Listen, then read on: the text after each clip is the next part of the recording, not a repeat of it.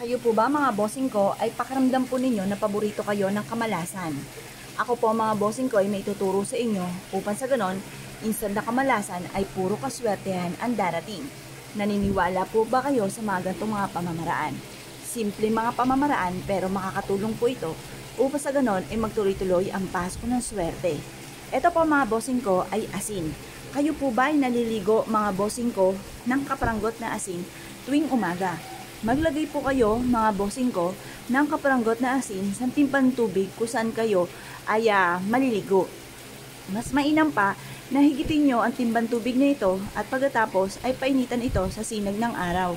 Makakatulong po ito upang sa ganon, instead na kamalasan ay puro swerte ang darating po sa buhay po ninyo. Kung kayo po ay naniniwala sa mga gatong mga pamamaraan, ay sasabayan nyo rin po ito ng sipag at tiyaga, pananalig sa mahal na Panginoon at mas mainam na i-mindset nyo na kayo magiging matagumpay. Huwag nyo pong iisipin na kayo ay malas at wala laging pera. Ang iisipin po ninyo, pagsubok lang ito, pagdadaanan ko ito at hindi ko ito tatambayan.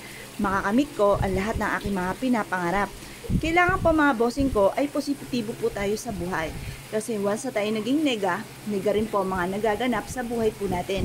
Kaya mas mainam, positive ka lamang po mga bossing para mas higit ka na maka-attract ng swerte at pagiging positibo. Once na ikay naging positibo, tuloy-tuloy ang pasok ng swerte. Ngayon po mga bossing ko, ako po yung i-recommenda sa inyo na isa sa mga pamamaraan upang sa ganon ay magtuloy-tuloy ang pasok ng swerte. Ito nga pong asin na isa sa mga subok na at paborito ko rin na mga pampaswerte. Ang gagawin nyo lamang po, 7 araw na sunod-sunod, wala pong palya, kayo po ay magpapaligo ng kaunting asin. Sa timbang tubig ay maglalagay ka ng kaunting asin. At pagkatapos nyo pong maligo, kayo po mga bossing ko ay haharap sa may silangan at magwi-wish. Sabihin nyo po na sa pamamagitan ng pampaswerte na aking ginagawa ay makakamit ko lahat ang aking mga pinapangarap. Sa pamamagitan ng sipag at tiyaga ay walang imposible ko na makakamta ng aking mga pinapangarap.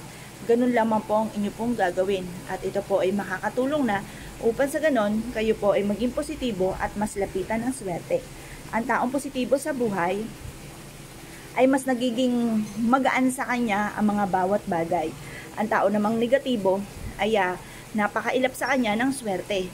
At instead na swerte ay panay negatibo ang maaaring dumating. At ganoon din po, hindi ka makakaisip ng tama kapag ikaw ay negatibo.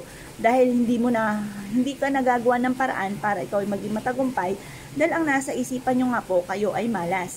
Kaya mas mainam, lagi nyong iisipin, simula na ito ng tagumpay ko, makakamit ko ang aking mga pangarap at hindi laging ganito ang takbo ng aking pamumuhay.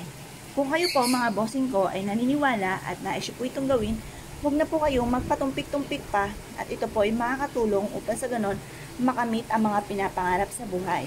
Kung kayo pinaniniwala, mga bossing ko, huwag na po kayong magpatumpik-tumpik pa para mawala na ang kapituko na kamalasan sa buhay po natin. Ngayon pa mga bossing, kung kayo pinaniniwala at nais po itong gawin, mga bossing, good luck po sa inyo po lahat.